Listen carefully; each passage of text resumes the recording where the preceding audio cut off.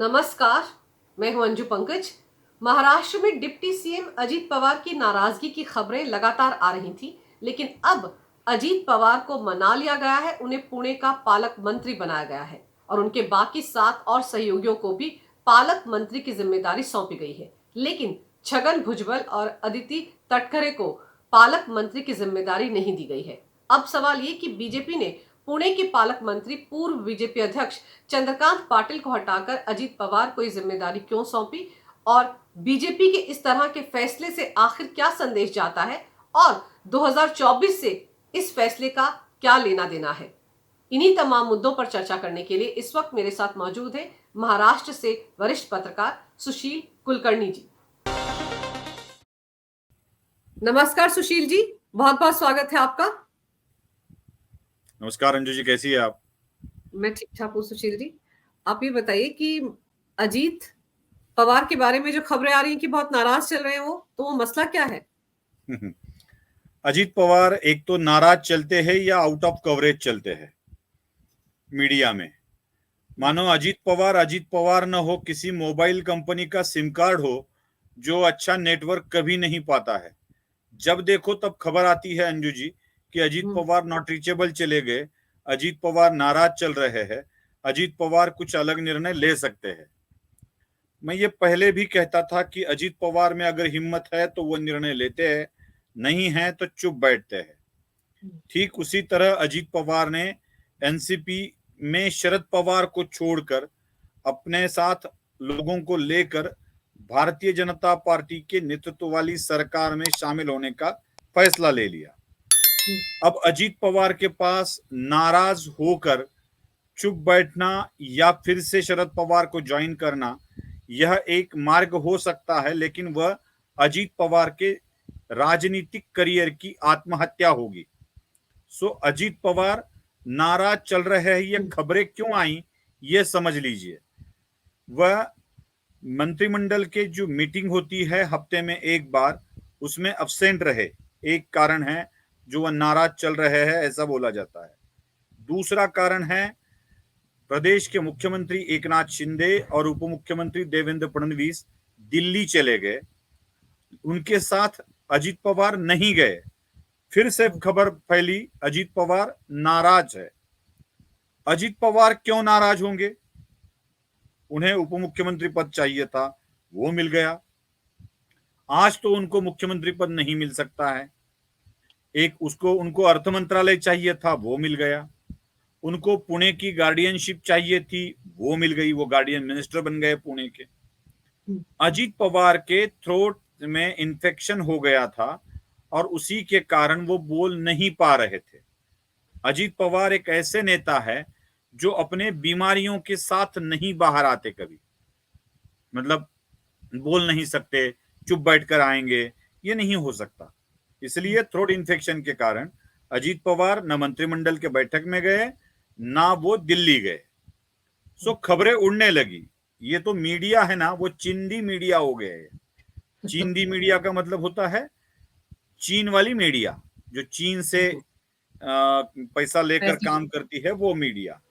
तो उनको जो अच्छा लगे, वामपंथियों की विचारधारा को जो अच्छा लगे, वही बताना इनका धर्म बन गया है। चाहे वामपंथी धर्म को नशे की गोली मानते हो, लेकिन ये इनका धर्म बन गया है। तो यही बातें ये लोग फैलाते आ रहे हैं।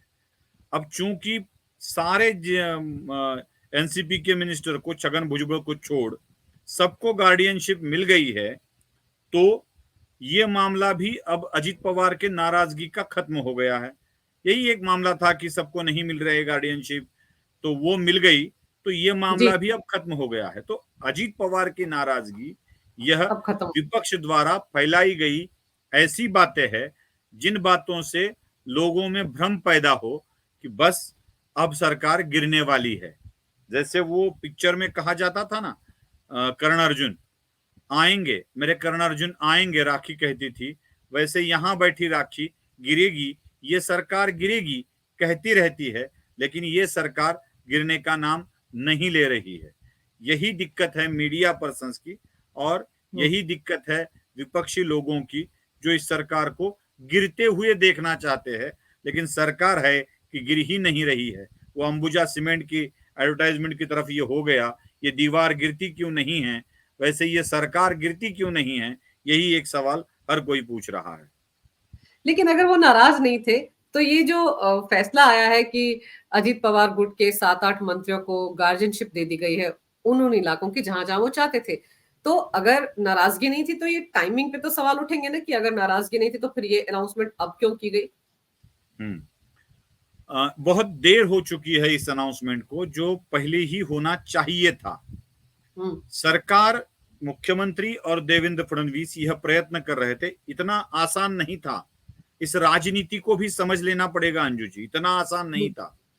महाराष्ट्र बीजेपी के पूर्व अध्यक्ष और पिछली सरकार के हेवीवेट मंत्री चंद्रकांत पाटिल, जिनको दादा कहा जाता है महाराष्ट्र में, उनके पास पुणे जिले की गार्डियन मिनिस्ट्री थी। उनको हटाकर अजीत पवार को वहां लेकर आना, मतलब अपने एक अच्छे नेता को दूर कर अजीत पवार को, मतलब एनसीपी को ये सौंप देना इतनी आसान बात नहीं थी। दूसरी बात, पुणे की लोकसभा की सीट बीजेपी जीतते आई है और उस पर बीजेपी को फिर से एक बार जीत हासिल करनी है, जो उम्मीदवार मिले उसको साथ लेकर। तो ये इतना भी आसान नहीं था कि लोकसभा विधानसभा के चुनाव में भारतीय जनता पार्टी को जीत दिलानी है और गार्डियन मिनिस्ट्री तो रखनी है बीजेपी के पास। अगर सर अजीत पवार को दे दी जाए तो भारतीय जनता पार्टी के लिए एक दिक्कत हो सकती थी। यही दिक्कत अन्य डिस्ट्रिक्ट में भी थी, जैसे बीड में धनंजय मुंडे को दे दिया गया है। वहां भारतीय जनता पार्टी की राष्ट्रीय सचिव पंकजा मुंडे पहले गार्डियन मिनिस्टर थी। वहां भी भारतीय जनता पार्टी का उम्मीदवार लगातार चुनकर आया है। मतलब 2019 में प्रीतम मुंडे, 2014 में गोपीनाथ मुंडे, उनकी मृत्यु के बाद फिर प्रीतम मुंडे, 2009 में गोपीनाथ मुंडे, ऐसी बीजेपी जीत दर्ज कराती आई है। तो लोकसभा चुनाव के ऐन मौके पर सामने होते हुए अपने ही सांसद की जिले में राष्ट्रवादी के किसी विधायक को या मंत्री को गार्डियन मिनिस्ट्री देना इतना आसान नहीं था। इसलिए भारतीय जनता पार्टी ये कोशिश कर रही थी कि जो भी गार्डियन मिनिस्टर बने वो भारतीय जनता पार्टी के उम्मीदवारों को जिताने में सहयोग करे। अब देखिए, अजीत पवार पर जिम्मेदारी है लोकसभा चुनाव में पुणे लोकसभा क्षेत्र से भारतीय जनता पार्टी की जीत दर्ज कराना। ये जिम्मेदारी अब धनंजय मुंडे पर है कि बीड लोकसभा की जिम्मेदारी वो खुद अपने कंधों पे ले और भारतीय जनता पार्टी के उम्मीदवार को विजयी करे। तो ये जो अब मामला बन रहा है ये वही है अंजू जी। लेकिन सुशील जी, मतलब एनसीपी को अकोमोडेट करने के लिए जिस तरह से बीजेपी इस तरह की रणनीतियां बना रही है, इससे बड़ा गलत मैसेज नहीं जाता है। आप देखिए, डिप्टी सीएम बनाया गया जिस वक्त अजीत पवार को, उस वक्त भी सवाल उठे कि उन्हें आप एकदम से देवेंद्र फडणवीस के समकक्ष लेकर आ गए। फिर जो वित्त मंत्रालय था वो आपने उनसे ले लिया और देवेंद्र फडणवीस से लेकर इनको दे दिया, फाइनेंस डिपार्टमेंट जो था आपने अजीत पवार को दे दिया। अब आपने पुणे की गार्डनरशिप अपने एक बड़े नेता से लेकर थमा दी अजीत पवार के हाथ में। तो इतनी ज्यादा कॉम्प्रोमाइज किस लिए, इतने ज्यादा समझौते किस लिए? सरकार पर तो कोई संकट था ही नहीं, अगर एनसीपी नहीं भी आती तो भी सरकार चल रही थी, कोई संकट तो था नहीं। तो ये इतने समझौते बीजेपी आखिर किस लिए कर रही है? देखिए अंजू जी, मुझे पंकज जी से कुछ काम करवाना है तो मैं सीधा पंकज जी को फोन करूंगा तो वो बोलेंगे कि नहीं यार ये ऐसा कुछ प्रॉब्लम है, ये है वो है। तो मैं ये कोशिश करता हूं कि पंकज जी को बताया जो काम मुझे बताना है वो अंजू जी को बता दूं, फिर अंजू जी उनको बता देगी और मेरा काम आसान हो जाएगा। मतलब पंकज जी से काम निकलवाने के लिए अंजू पंकज मेरे लिए एक उपयुक्त हो सकती है। मतलब आपके घर में से ही मुझे कुछ करना है तो आपके घर का ही कोई आदमी मुझे अपने साथ रखना पड़ेगा। ठीक वही नीति भारतीय जनता पार्टी इस्तेमाल कर रही है। अब भारतीय जनता पार्टी के समर्थक जो खुद को कट्टर समर्थक मानते हैं, हम्म, जो एनसीपी के बहुत विरोधक रह चुके हैं, शरद पवार के विरोधक रह चुके हैं, या जो उद्धव ठाकरे के विरोधक रह चुके हैं, जिनको पसंद ही नहीं है बिल्कुल शरद पवार के साथ जाना या कुछ करना, जो हिंदुत्व की बात करते हैं, उनके लिए अजीत पवार को भारतीय जनता पार्टी ने साथ लेना यह एक समस्या है। और लोग ये भी मानकर चल रहे हैं कि आगे अजीत पवार को अगर मुख्यमंत्री बनाया जाए आसाम की तरह, तो देवेंद्र फडणवीस के हाथ क्या आएगा।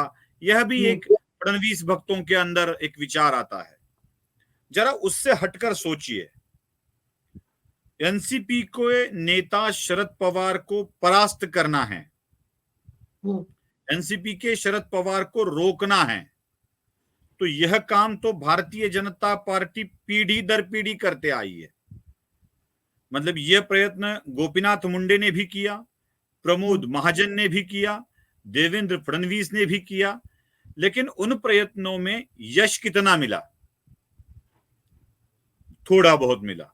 मतलब शरद पवार की हस्ती को मिटाना, राजनीतिक करियर को खत्म करना इतनी आसान बात नहीं है। अगर शरद पवार के घर में ही सेंध लगाई जाए तो सांप भी मरे और लाठी भी न टूटे, ये कहावत हमारे यहां कही जाती है।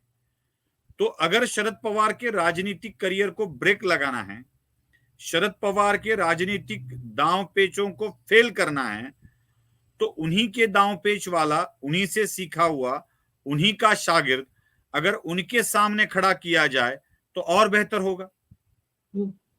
ये जिम्मेदारी तो भारतीय जनता पार्टी पर अब नहीं बची है कि शरद पवार को रोका जाए, शरद पवार को राजनीति में खत्म किया जाए। ये जिम्मेदारी अब भारतीय जनता पार्टी पर नहीं रही है। अब जब देखा जाए तो शरद पवार ने जो दांव पेच खेले हैं, वही दांव पेच शरद पवार के ऊपर खेले जा रहे हैं। ये कोई अलग बात नहीं कर रही है बीजेपी। मतलब लोग ऐसा कहेंगे कि शरद पवार के साथ ऐसा करना कितना इंसानियत वाला काम होगा, वो क्या न्याय संगत होगा, ये सवाल पूछे जाएंगे। लेकिन वही बात शरद पवार ने भी की है। देखिए, गोपीनाथ मुंडे के घर में उन्होंने ही छेद किया, धनंजय मुंडे को लेकर गए। महाराष्ट्र के और एक बड़ा राजनीतिक परिवार भोसले, जो छत्रपति शिवाजी महाराज से अपना रिश्ता रखता है, उनके घर में सेंध लगाने वाले कौन थे? शरद पवार ही थे। मोहिते पाटिल, जो सोलापुर का बड़ा राजनीतिक घराना है, उनके घर में किसने फूट डाली? शरद पवार ने डाली। जितने भी बड़े राजनीतिक परिवार महाराष्ट्र में हैं, अगर हिंदी में बता रहा हूं तो सारे परिवारों का परिचय शायद आपके दर्शकों को नहीं होगा, लेकिन जो महाराष्ट्र के दर्शक देख रहे हैं उनको जरूर इस बात का पता होगा कि बीड डिस्ट्रिक्ट में क्षीरसागर परिवार, मुंडे परिवार, पंडित परिवार, इन 3 परिवारों में शरद पवार ने फूट डाली। सातारा डिस्ट्रिक्ट में भोसले परिवार में शरद पवार ने फूट डाली। सोलापुर में मोहिते परिवार में शरद पवार ने फूट डाली। ऐसे न जाने ऐसे कितने परिवार है जिनको शरद पवार ने तोड़ा है और उन्हीं के घर का व्यक्ति हथियार बनाकर उन्हीं के खिलाफ इस्तेमाल किया है। अब देवेंद्र फडणवीस, जिनको गुरु मानते हैं, वो नरेंद्र मोदी ने जिनकी उंगली पकड़कर राजनीति सीखी है, इस उंगली पकड़कर सीखने की बात को जरा गौर से सुनिए अंजू जी। मोदी जी ने कहा था, मैं शरद पवार की उंगली पकड़कर राजनीति में आया हूं। तो जैसे शरद पवार करते थे, सीखा है अगर मोदी ने कुछ शरद पवार से, तो यही सीखा है। अब शरद पवार के ही अस्त्र को शरद पवार के ही खिलाफ इस्तेमाल किया गया है। प्राचीन काल में महाभारत के युद्ध के दौरान नारायण अस्त्र का यह किया जाता था, प्रयोग किया जाता था। उस नारायण अस्त्र को जितना भी आप प्रतिकार करें, उतनी उसकी ताकत बढ़ती जाती थी। नारायण अस्त्र का वैशिष्ट्य यह था, जितना आप प्रतिकार करो तो सामने वाले की आधी ताकत नारायण अस्त्र ले लेता था, तो उसको परास्त करना मुश्किल ही था। तो नारायण अस्त्र को अप्रभावित करने का एक ही माध्यम भगवान श्री कृष्ण ने बताया था कि जाओ उसके सामने नतमस्तक होकर खड़े रहो और कहो, प्रभु आप सर्वशक्तिमान हो, आप ही संहार कर सकते हो, लेकिन मेरा मत कीजिएगा। तो नारायण अस्त्र अपने आप निष्प्रभ होकर वापस लौट जाता था। शरद पवार को जितना आप प्रतिकार करोगे, जितना विरोध करोगे, उतनी ही वो सशक्त होते जाते थे। इसका कारण भी बड़ा महत्वपूर्ण है अंजू जी। शरद पवार को जब ये पता लग जाता था कि हम प्रॉब्लम में आने वाले हैं या शक्तिहीन होने वाले हैं, तो वो महाराष्ट्र की राजनीति में जातिगत या धर्म की राजनीति वाले मुद्दे सामने लेकर आते थे।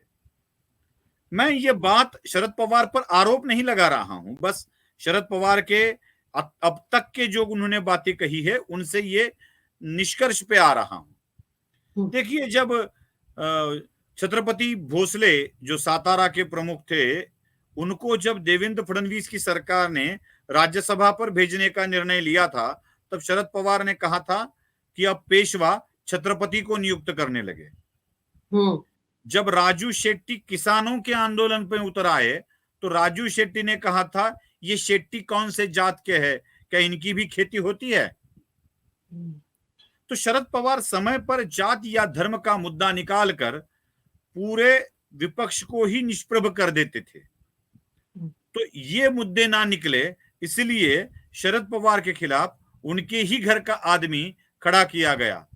और कम से कम मुझे लगता है कि सारे के सारे विपक्ष को या सारे के सारे मोदी भक्तों को यह ध्यान में रखना चाहिए कि भाई अजीत पवार को क्यों लिया, ये सवाल पूछकर आरोपी के कटघरे में खड़ा करने से अच्छा है जरा अपनी मूंछों पर ताव देकर कह दे, उस पिक्चर के इंस्पेक्टर की तरह, जो ताका दिना क्या करता है उसकी तरह अपने आप कह दे कि शरद पवार के नाक के नीचे से हम अजीत पवार को उठाकर लेके आए हैं।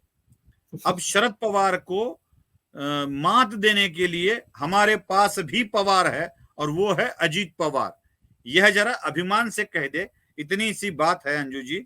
बस शरद पवार से अजीत पवार को हटाकर भारतीय जनता पार्टी ने एक ऐसा दांव खेला है जिसके लिए अब भारतीय जनता पार्टी को अपनी ताकत अलग से नहीं लगानी होगी। लेकिन सुशील जी, ये समझाइए कि बीच में ये जो खबरें आती हैं कि अजीत पवार शरद पवार से मिल लिए, शरद पवार शायद अजीत पवार के साथ आ सकते हैं या अजीत पवार वापस चाचा के पास जा सकते हैं, इस तरह की खबरें भी आपका कहने का मतलब ये है कि वो चिंदी मीडिया फैलाता रहता है? और दूसरी तरफ शरद पवार जो है वो इस खेल में आपको कहाँ दिख रहे हैं? अब तो इंडिया अलायंस का हिस्सा भी है, लेकिन फिर अडानी से भी मिल लेते हैं और भाव भी उनको कोई नहीं मिल रहा है इंडिया अलायंस में। तो फिर उनकी राजनीति क्या वाकई मतलब खत्म हो गई है अजीत पवार के उनसे अलग होने के बाद? जी, ये खबरें बिल्कुल चिंदी मीडिया की है। इनको ही ये खबर जीवित रखनी है और भारतीय जनता पार्टी के को छोड़कर अजीत पवार वापस जा सकते हैं, इस अफवाह को जीवित रखना है। इस अफवाह को जीवित इसलिए रखना है कि जो बची कुची एनसीपी है वह जीवित रह सके। क्या आ सकते हैं, कभी भी आ सकते हैं। वो वाला फिर डायलॉग, कर्ण अर्जुन आएंगे, वापिस आएंगे, मेरे अजीत पवार आएंगे, वही वाला डायलॉग फिर रटा जाएगा कि आएंगे। जैसे सरकार गिरती नहीं वैसे अजीत पवार जाते नहीं। रही बात इंडिया अलायंस की, इंडिया अलायंस की कौन सी पार्टी किसके ऊपर भरोसा करती है, जरा मुझे बताइए। वहां तमिलनाडु में कर्नाटक के मुख्यमंत्री की प्रतिमा के ऊपर अंत्य संस्कार किए जाते हैं, तो कर्नाटक में तमिलनाडु के मुख्यमंत्री की प्रतिमा के ऊपर अंत्य संस्कार किए जाते हैं। आपके मतलब आपके नहीं कह रहा हूं, आम आदमी पार्टी के कह रहा हूं। आपके लोग पंजाब में कांग्रेस के विधायक को गिरफ्तार कर लेते हैं, तो पंजाब की कांग्रेस आम आदमी पार्टी को पूरी तरह से बदनाम कर देती है। दिल्ली में भी कुछ अलग नहीं है। कांग्रेस पार्टी के अधीर रंजन चौधरी, जो लोगों का रंजन करने के लिए बड़े ही अधीर होते हैं, उनको अधीर रंजन कहा जाता है, वो ममता बनर्जी पर कैसे कैसे बयानबाजियां कर रहे हैं, यह भी हम देख रहे हैं। और जिन्होंने लगातार बार बार हर बार कांग्रेस के साथ गद्दारी ही की है, उस शरद पवार पर इंडी अलायंस का प्रमुख घटक दल कांग्रेस भरोसा करेगा, ऐसे आप मान भी कैसे लोगी? कैसे मान लेती हो आप? कैसे? मुझे तो आश्चर्य हो रहा है कि इतने सालों से राजनीति को देखने वाली आप शरद पवार पर कांग्रेस भरोसा करती है, इस वाक्य पर भरोसा कैसे कर सकती है? कोई नहीं करता शरद पवार पे भरोसा। खुद शरद पवार भी अपने आप पर भरोसा करते हैं कि नहीं पता नहीं है मुझे। शरद पवार पे कोई भरोसा नहीं करता है। रही बात भरोसे की, तो उनके ऊपर कोई नहीं करता, ये तो तय है। शरद पवार के ऊपर कुछ महत्व देना, अब ये दूसरी बात है। महत्व किसे दिया जाता है? महत्व उसे दिया जाता है जो कुछ है, जिसके पास कुछ अच्छा ज्ञान है, अच्छी शक्ति है। ज्ञान के मामले में तो वो पता है आपको, जब दिल्ली में महाराष्ट्र सदन बनने वाला था तो पेड़ की जड़ों में मोरचूत की पुड़िया डाल दो या पारा डाल दो, पेड़ अपने आप गिर जाएगा, यह ज्ञान उन्होंने दिया था। पेड़ काटने पर परमिशन न मिली हरित लवाद से, तो ये ज्ञान उन्होंने दिया था। तो शरद पवार के पास बची अब शक्ति, जिनके लिए उनको साथ लेना चाहिए। अब वो भी कहां बची है अंजू जी? 40 विधायक तो अजीत पवार के साथ चले गए, बचे 15 विधायक, 1-2 सांसद। इनको लेकर बेचारे क्या करने वाले हैं? क्या कर सकते हैं पवार?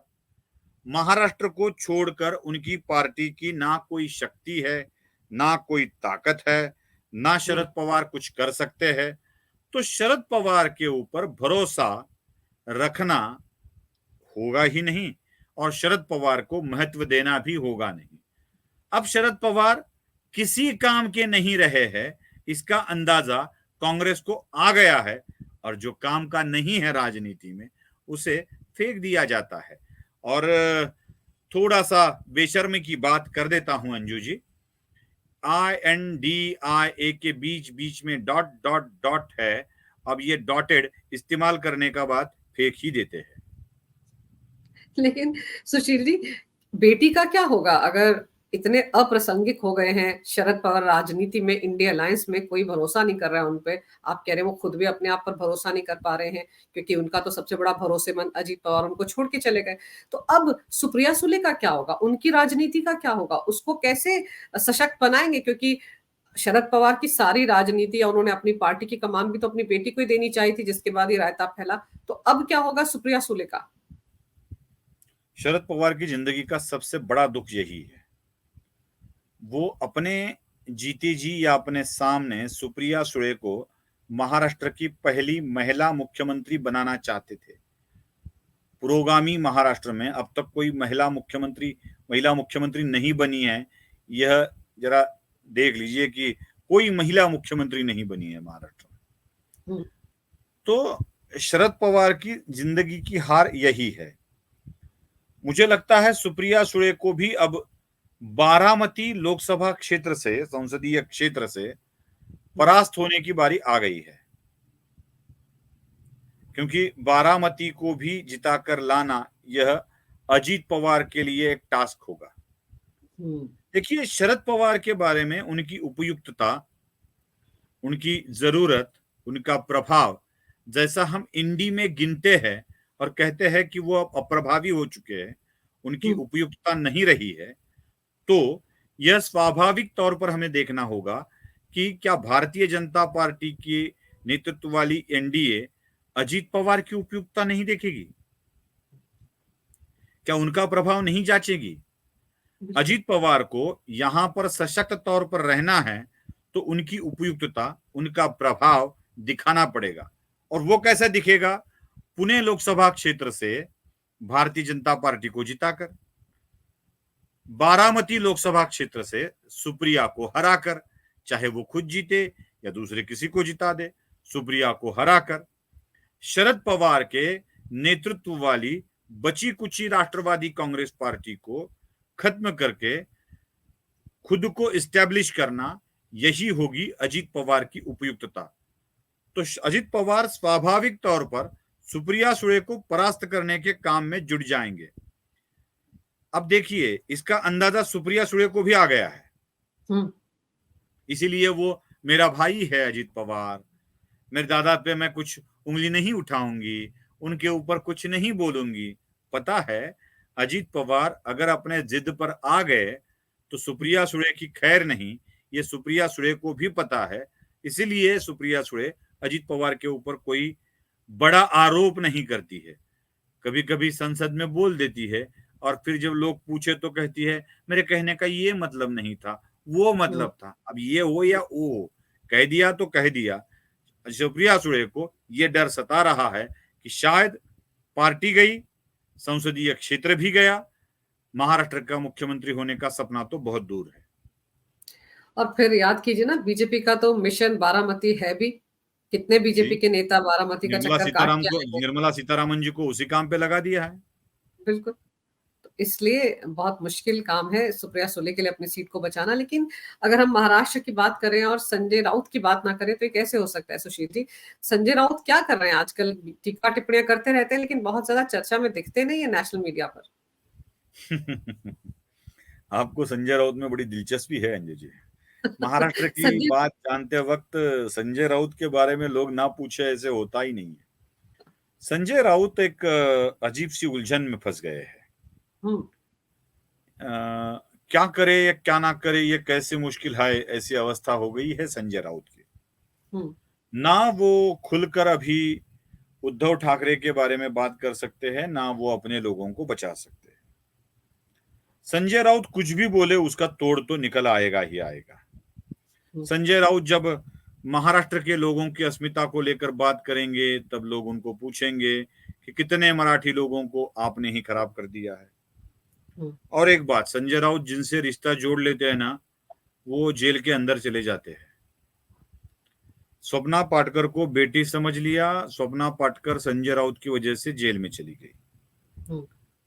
स्वप्ना पाटकर के पति सुजीत पाटकर को बेटा समझ लिया, पार्टनर बना दिया, सुजीत पाटकर जेल में चला गया।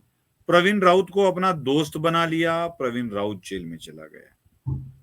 तो जिन जिन मराठी लोगों के साथ संजय राउत रिश्ता बना लेते हैं वो बेचारे बलि का बकरा बनकर जेल की हवा खाते हैं। इतना ही नहीं, वो संजय राउत के लिए भी बड़ी समस्याएं खड़ी करते हैं। अब जितने घोटाले मुंबई में हुए, कोविड स्कैम हुआ, खिचड़ी स्कैम हुआ, वो पत्राचाल वाला घोटाला हुआ, वो वाइन वाला घोटाला हुआ, मैकपाई कंपनी थी, उस हर एक चीज में संजय राउत के परिवार का कोई ना कोई तो इन्वॉल्व होता ही रहता है। पत्राचाल वाले मामले में संजय राउत के पत्नी के अकाउंट में प्रवीण राउत के पत्नी द्वारा पैसे दिए गए। उस मामले में संजय राउत 100 दिन 100 डेज जेल काट कर वापिस आ गए। न जाने फिर कब बुलावा आ जाए, बोले चले चलो तो चलना पड़ेगा संजय जी को, फिर से एक बार जेल जाना पड़ेगा।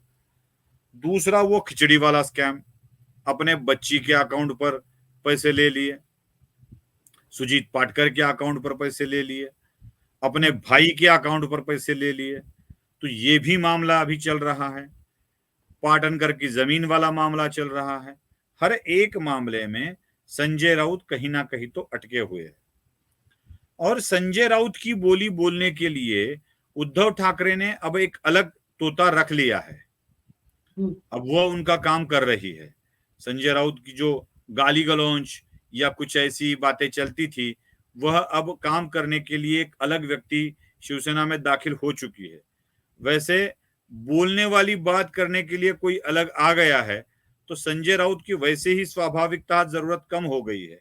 और उद्धव ठाकरे को शायद पता भी लग गया होगा कि ये करोड़ों रुपए अपने ही अकाउंट पे ले रहा है। लेना बैंक में जमा करने की जगह ये अपने ही घर को लेना बैंक बना रहा है, तो उद्धव ठाकरे स्वाभाविकता नाराज तो होंगे ही होंगे। संजय राउत को भी पता चल गया है कि बात करके कुछ हासिल नहीं होने वाला है। कुछ कमा लिया, अब उद्धव ठाकरे को पता चल गया है तो वो भी हमें दूर कर सकते हैं।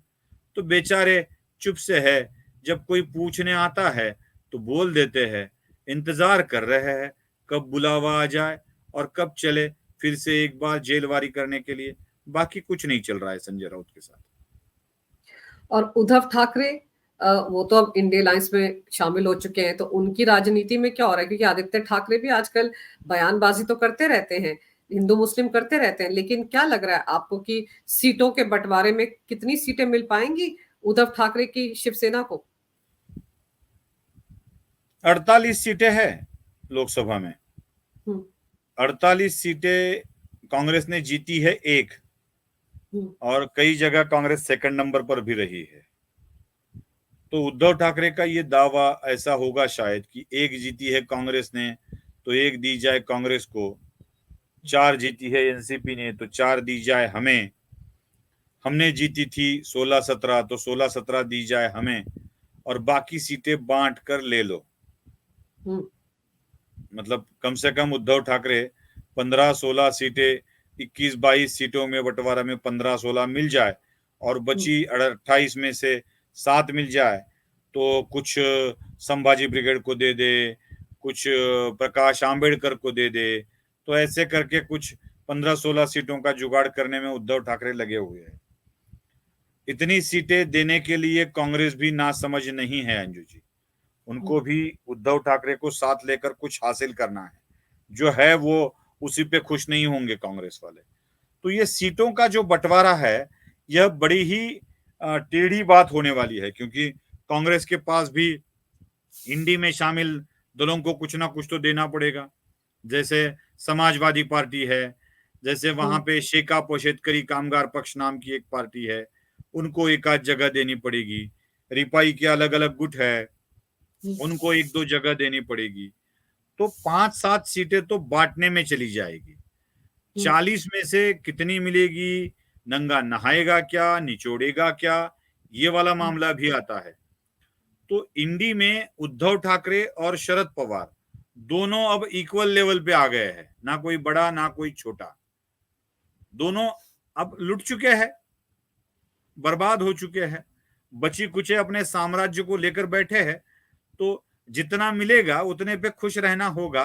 बस उद्धव ठाकरे को यही डर सता रहा है कि कम मिले तो बचे कुचे भी निकल जाएंगे और अपने हाथ में क्या रह जाएगा, कटोरा। तो इसी के कारण उद्धव ठाकरे आजकल कुछ ज्यादा बात करते हुए नजर नहीं आ रहे हैं। पिछले 15-20 दिनों से वो सभा सम्मेलन के लिए भी बाहर नहीं आए हैं। जो भी बात कर रहे हैं वो आदित्य ठाकरे ही बात कर रहे हैं, बस उन्हीं के बातों से निभा रही है शिवसेना। लेकिन जितनी सीटें मांगते हुए दिख रहे हैं या जितनी सीटों पर सोच रहे हैं उद्धव ठाकरे की उन्हें मिल जाएंगी, इतने उनके पास उम्मीदवार भी होंगे। और फिर पिछली बार जब वो जीते थे तब तो बीजेपी के साथ गठबंधन था, इसलिए वो जीते थे। अपने बलबूते पर तो वो इतनी सीटें नहीं जीत पाए थे। तो मुझे तो लग रहा है कि पहले तो उनको उम्मीदवार ही ढूंढने पड़ जाएंगे, किसको कहाँ खड़े करेंगे अगर इतनी सीटें उनको मिल जाती हैं। खैर वो भी एक बड़ा सवाल है। लेकिन शिंदे कैंप और बीजेपी के बीच में एनसीपी के आने के बाद या उधर ये अजीत पवार के आने के बाद कोई खटपट या सब कुछ बड़ा अच्छे तरीके से चल रहा है? क्योंकि ये भी तो 3 टांग वाली सरकार ही है ना। नहीं, एक लगा दी है सपोर्टिव टांग। तीसरे टांग की जरूरत नहीं है सरकार को, सपोर्टिव टांग लगा दी है। और ये तीसरी टांग लोगों को मारने के लिए, सरकार चलाने के लिए नहीं है। पहले 3 टांगों की सरकार में रिक्शा को 3 पहिए होना जरूरी पड़ता था। ये हो क्या रहा था कि 2 टांग वाली सरकार जब चलाए और बीच में कोई आ जाए तो उसे टांग मारने के लिए इनके पास टांग नहीं बचती थी। तो इसलिए उन्होंने एनसीपी की एक टांग अलग से लेके रखी है। जब कोई बीच में रोड़ा अड़ाएगा तो उसे पैरों उसी तीसरी टांग से उठाकर फेंक दिया जाएगा। तो ये 3 टांग वाली सरकार है, लेकिन तीसरी टांग ये है, जरूरत की नहीं है, बल्कि ऑप्शनली ले ली गई है। तो ये 3 टांग वाली सरकार में दोनों पार्टियों के इतनी बड़ी ख्वाहिशें नहीं है तो भी वो पूरा नहीं कर सकते हैं। और अपने अपने संसदीय सदस्यों को चुनकर लाना यही उनका टास्क है। तो अजित पवार के पास 1-2-3 हैं और इनके पास एक 12-13 है। तो कुल मिला के सारे अगर गिने जाए तो 15-20 जगह जितनी शिवसेना ने पहले जीती थी उतनी ही बीजेपी को छोड़नी पड़ेगी। उससे ज्यादा कोई बीजेपी का नुकसान नहीं होने वाला है। इसलिए कोई भारतीय जनता पार्टी के लिए कोई ऐसी द्विधावस्था नहीं सामने आने वाली है, क्योंकि जितने पहले वो शिवसेना को देते थे उतनी ही सीटें उन्हें अब भी देनी पड़ेगी। लेकिन एक फांस जो अभी भी फंसी हुई है, आपको याद होगा शिंदे गुट के 16 विधायकों का मामला जो अभी तक निबट नहीं पाया है। लोग वहां के विधानसभा स्पीकर ने इस पर अभी कोई फैसला नहीं लिया है, बल्कि उद्धव ठाकरे गुट के बारे में सुना था कि वो सुप्रीम कोर्ट जा रहे हैं। तो वो मसला क्या है, वो कब तक सुलटेगा? उन्होंने दे दिया है ना, विधानसभा के अध्यक्ष ने टाइमलाइन। दिसंबर तक उनका फैसला आने की संभावना है। दिसंबर तक आने की संभावना है, मैं ये कहता हूं। दिसंबर के बाद जनवरी फरवरी में ये मामला सुलझ सकता है। उसके बाद सुप्रीम कोर्ट चले जाएंगे लोग, उसके बाद फिर मामला चलेगा। तब तक लोकसभा के चुनाव और विधानसभा के चुनाव भी आ जाएंगे। तो ये मामला सुलझा भी तो उलझा हुआ ही रहेगा, क्योंकि इसके कोई परिणाम ठीक से मुझे दिखाई नहीं देते हैं कि कुछ परिणाम होगा। निर्णय भी आए तो परिणाम नहीं होगा। और एक बात अंजू जी, सब लोग अपने दिमाग में रख ले, सुप्रीम कोर्ट विधानसभा के अध्यक्ष को आप इसी कार्यकाल के दौरान निर्णय लीजिए ऐसा आदेश दे नहीं सकते,